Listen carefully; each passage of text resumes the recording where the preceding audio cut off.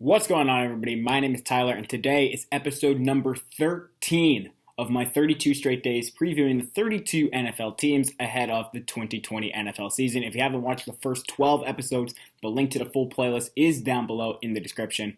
As always, today's episode, as promised in last episode, were Green Bay Packers. We're looking at the Houston Texans, who last season had a very strong season going 10-6, winning the AFC South, and they had a lead in the divisional round against the Kansas City Chiefs, and it wasn't for poor play calling by head coach Bill O'Brien. The Texans might have made it to the AFC Championship game, and who knows, maybe even the Super Bowl. And I think it's just one of those things where the Texans, they had the opportunity, they had the lead, and they blew it.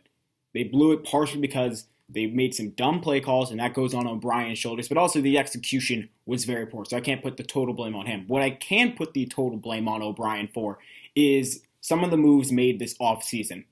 They traded away Deshaun Watson, their franchise quarterback's favorite target, in DeAndre Hopkins, who in his own right is arguably the best wide receiver in all of football, and I think he is the second best wide receiver in all of football. Got pennies on the dollars for him. They got an injury-prone David Johnson, who, let me be clear, I love taking him in fantasy football. There's always that potential of David Johnson to be really good. But it can't go understated that he has had his own issues with injuries and just simply cannot stay healthy during his NFL career. They also got 2 draft picks in return, one of which resulted in Ross Blacklock, who might have not even been a starter on the Texans in 2020. He's playing defensive tackle. They got him in the 2020 NFL draft. Just very questionable there. They also now have 2 injury-prone wide receivers who are watching to throw to. Will Fuller, who's already on the roster, and then they traded for Brandon Cooks from the Rams, and that's just... Cooks is very scary for me because he's had a lot of concussion issues, and that's one of those things where in football you can't be...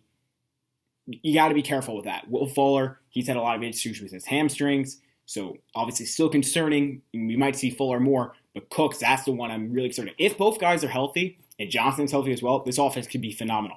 I just don't think it's going to happen that all 3 guys are healthy. I think pigs will fly before all 3 guys play all 16 games together. I don't even think all 3 guys will play 14 games. That's just me.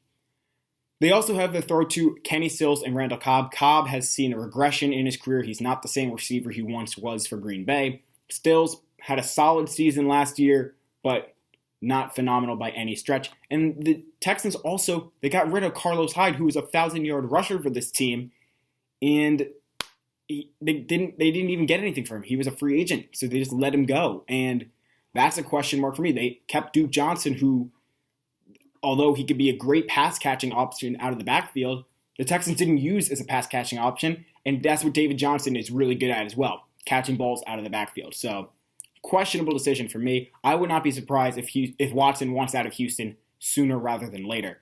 And he is up for a big contract extension soon, so that's going to be really tough for the Houston front office to try to persuade him to stay and sign long-term. Their offensive line is not terrible, as they now have the highest paid offensive lineman in all of football in Laramie Tunsil. Their defense does have some questions, however, they got Blacklock, like I mentioned in the draft, but I don't really see him playing much as a starter in 2020, barring an injury. J.J. Watt, he's still there, but who knows what his health situation is looking like. He had a phenomenal game in that wild card round coming off the torn pectoral, but he's kind of similar to Rob Gronkowski for me in the fact that when healthy, best player at his position, hands down, but he just has an issue staying healthy. Whitney Merciless and Bernard McKinney are solid but not elite at linebacker, and their secondary is patchwork at best. Despite having a top quarterback in Watson and guys around him, when healthy, have shown the ability to perform, I just don't see this team winning a lot of games, partially due to their defense. Looking at the full Texans schedule, which will be down below with my win-loss projections, this season will be interesting for the Texans as they play in a division in the AFC South that is kind of up for grabs between them, the Colts, and the Tennessee Titans, although the Titans are the odds-on favorite. It can go any way. I have the Texans splitting their 6 games against their 3 division opponents, so it'll be 3-3 right there. They start off the year, however, at Kansas City against the Chiefs, against the defending Super Bowl champion Chiefs. That game is going to be a marquee game. It's the first game of the season. It's going to be a loss, but it'll be interesting to watch, especially since that's where Houston gave up that big lead in the playoffs last season in Kansas City. Week 2, it's a gauntlet, by the way, this opening stretch. Week 2, they go at home against Baltimore, another really tough team. Back-to-back MVPs in Patrick Mahomes and Lamar Jackson to start the year for the Texans, and it's going to be a slow start for them. Week 3, they go on the road to Pittsburgh, and the Steelers, they look to be much improved this season. I do have them winning this game, but I would not be surprised if the Steelers pull out with a victory here just because they do look to be improved. This is all contingent on really whether or not Ben Roethlisberger is healthy. Week 4, they take on the Vikings. So, yeah, a 4-week stretch of start season, which included 3 playoff teams, the Chiefs, Ravens, Vikings, the reigning Super Bowl champions in the Chiefs, a team that almost made the playoffs in the Steelers, who, by the way, went 8-8 without a quarterback, basically, last season. The Ravens, who had the best division, or best record in all of football last season, and the Vikings, who have a top offense, or one of the top offenses in the NFL. I have them losing this game. I have them winning this game against Minnesota, but once again, I would not be surprised if the Texans are 0-4 after 4 weeks. And if that's the case, O'Brien better watch out for his job. Week 5, they finally get their first winnable game of the year versus Jacksonville at home. But then again, Minshew Mania, who knows? Week 6, they take on the Titans. And these 2 games will be crucial against the Titans this season for the Texans repeating as division champs once again. Because the Titans are coming for that throne.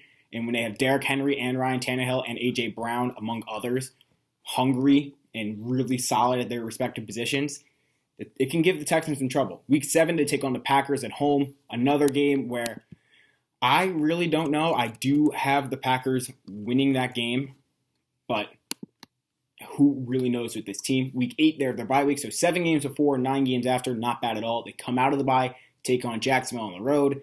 Don't like that matchup there. Week 10, they go to Cleveland. Don't like that matchup there because the Browns look to be much improved. Week 11, they take on the Patriots. Guess what? I don't like that matchup there, although I do have the Texans winning, but who knows now that they have Cam Newton, the Patriots, and one of the best coaches in football history, in Bill Belichick. Week 12, they take on Detroit. Obviously, that's a win. Week 13, they take on Indianapolis. Week 14, at the Bears. Week 15, at the Colts. So, a 3-week stretch where they take on the Colts twice and the Bears. Those could be all losses. They could be all wins. Who really knows? I have the Texans splitting the matchups against the Colts and then beating the Bears, but it's a lot of ifs. Week 16, they take on the Bengals, and Week 17, they finish out against the Titans. So overall, I have the Texans going 8-8, missing out on the playoffs and losing their division for the first time in a while, it seems like. And the thing is, this team could go 10-6. They can go 5-11. It's one of those things where I really don't know. Like, I have them winning games that on paper they look like they should, but it wouldn't come to a surprise for me if they don't.